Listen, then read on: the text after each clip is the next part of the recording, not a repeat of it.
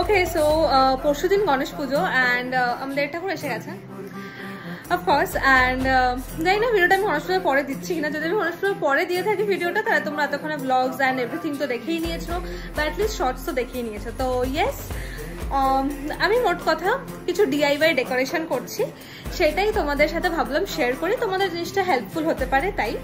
তো চলো let's go. আমি একদম সাজিনি কিচ্ছু না, বিকজ খুব র্যান্ডমলি ভিডিওটা আমি বানাচ্ছি। চলো বানানো যাক।